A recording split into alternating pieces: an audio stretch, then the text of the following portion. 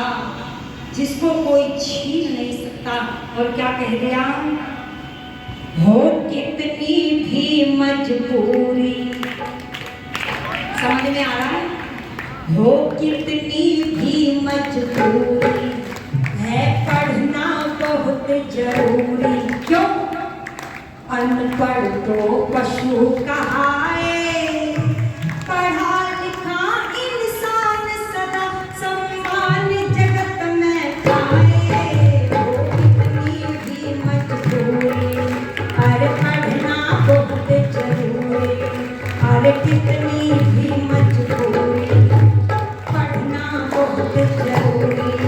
अनपढ़ तो पशु कहाए, पढ़ा लिखा इंसान सदा सम्मान जगत में पाए। अरे कितनी भी मजबूरी।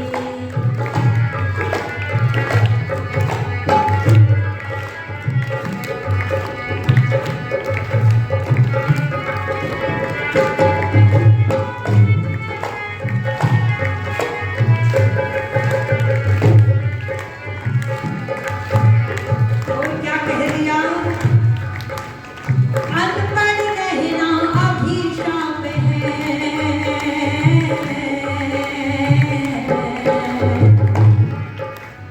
अनपढ़ रहना अभिशाप है इस दुनिया में आकर। अनपढ़ रहना अभिशाप है इस दुनिया में आकर। हो जाता है महान मनुष्य विद्या धन को पाकर, अरे पाकर, अरे पाकर। इसलिए विद्या सर्वश्रेष्ठ अनमोल रतन कहलाए।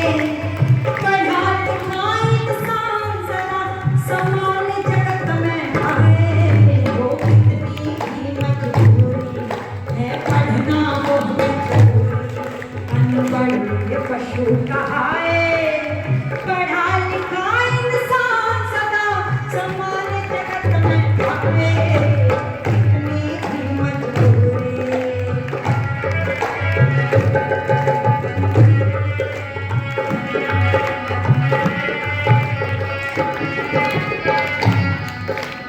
विद्या वो खजाना है जो खर्च करने से बढ़ती है बच्चों। और क्या कह दिया, खर्च करो तो बढ़ती है विद्या कभी न घटती। खर्च करो तो बढ़ती है विद्या कभी न घटती। चुरा सके ना चोर से नहीं किसी में बंटती, हाय बंटती, हाय बंटती। चुरा सके ना चोर से नहीं किसी में बंटती।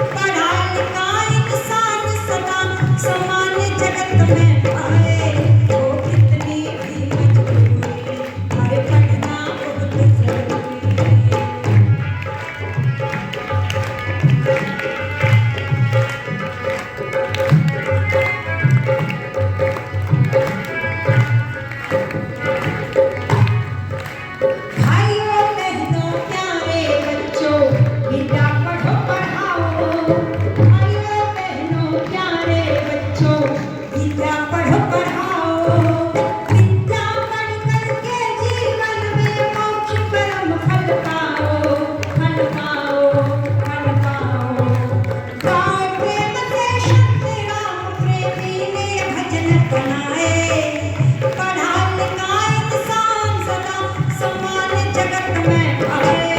वो कितनी भी मजबूरी, अरे पढ़ना बहुत जरूरी, वो कितनी भी मजबूरी है, पढ़ना बहुत जरूरी, वो कितनी भी मजबूरी है, पढ़ना बहुत जरूरी। अनपढ़ को पशु कहाए, पढ़ा लिखा इंसान सदा समान जगत में आए। वो कितनी भी मजबूरी है, पढ़ना बहुत जरूरी, वो कितनी भी मजबूरी है, पढ़ना बहुत जरूरी। पशु कहाए, पढ़ा लिखा इंसान सदा समान जगत में आए। वो कितनी भी मजबूरी, अरे पढ़ना बहुत जरूरी, वो कितनी भी मजबूरी है, पढ़ना बहुत जरूरी।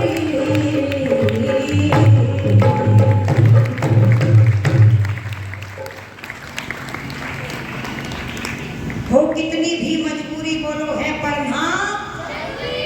कुछ लोग सोच रहे होंगे बच्चों की बातें बता रही है, हम तो वैसे ही आ गए आज, हमारे लिए तो कुछ भी नहीं कहा। यहाँ ये नहीं लिखा कि बच्चों को पढ़ना जरूरी है। एक यज्ञ है, 5 यज्ञों की चर्चा जब ऋषि ने की तो सबसे पहले नंबर पर उस यज्ञ की चर्चा की ब्रह्म यज्ञ।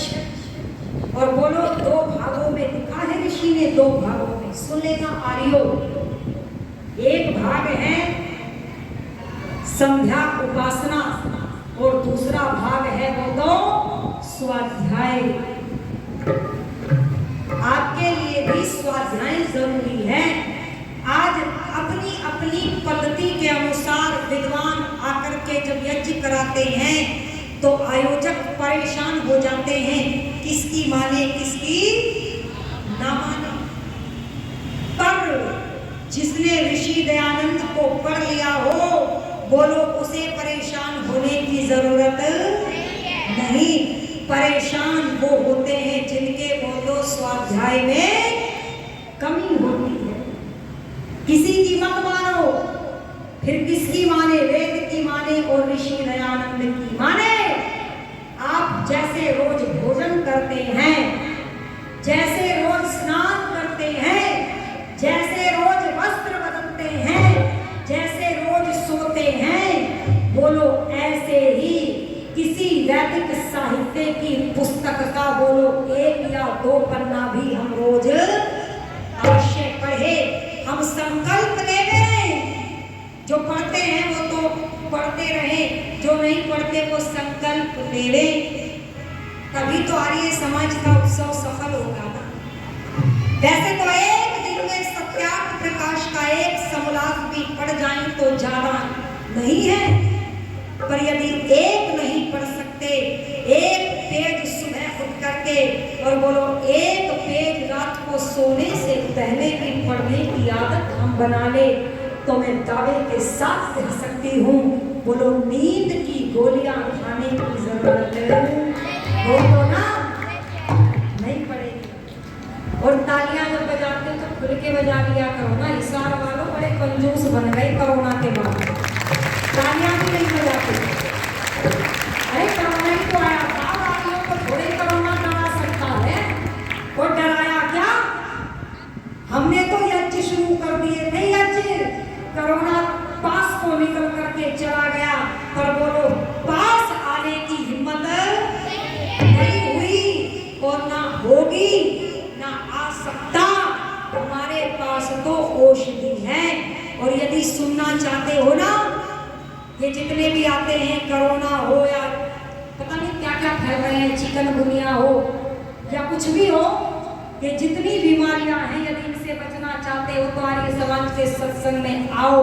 औषधि मैं इस मंच से आपको दूंगी। और एक बात और कह दूं, यदि कोई मरना नहीं चाहता, मरना चाहते हो? नहीं साहब, क्यों मरे? कोई मरना नहीं चाहता तो आर्य समाज में आओ। हम आपको बताएंगे कि मृत्यु नहीं आएगी, पर अब नहीं बताऊंगी, सब अभी बता दूंगी तो फिर अगली सभा में भी तो बुलाना है। ठीक है ना, जिसको सुनना है वो आना, जिसको नहीं सुनना वो मत आना, फिर मर जाना जैसे लोग मरते हैं ऐसे ही मरना, अगर नहीं मरना तो फिर आना। तो सुनो, मेरे देव दयानंद ने उस औषधि को बताया है, मैं भी बताऊंगी, पर अब तो मैं उन ऋषि दयानंद जी को समर्पित कर देती हूँ कुछ पंक्तियाँ, फिर बताऊंगी औषधि। क्यों बहनों, आप मरना चाहती हो? नहीं, देखो मैं भी नहीं मरना चाहती और मैं मरूंगी भी नहीं। अच्छा, इतनी बड़ी बात कह दी? हाँ कह दी। क्यों? क्योंकि मैं जानती हूँ वैदिक धर्म को, और जो वैदिक धर्म को जानता है बोलो वो मरता नहीं है। और विस्तार रूप से सुनना है तो फिर आना, पर अभी सुन लो, महर्षि स्वामी दयानंद जी के विषय में कुछ पंक्तियां आपके सामने रखते हुए चल दो। किस प्रकार मेरे ऋषिवर देव दयानंद ने पाखंडों से आकर के हमें बचाया, हमें मरने से बचाया। मरने से लोग हमें मार रहे थे और ऋषि ने आकर के बोलो हमारी हत्या रुकवाई, हमें बल दिया, हमें ताकत दी। और कैसी ताकत दी तो सुनिएगा, मिलकर के बोलना क्या?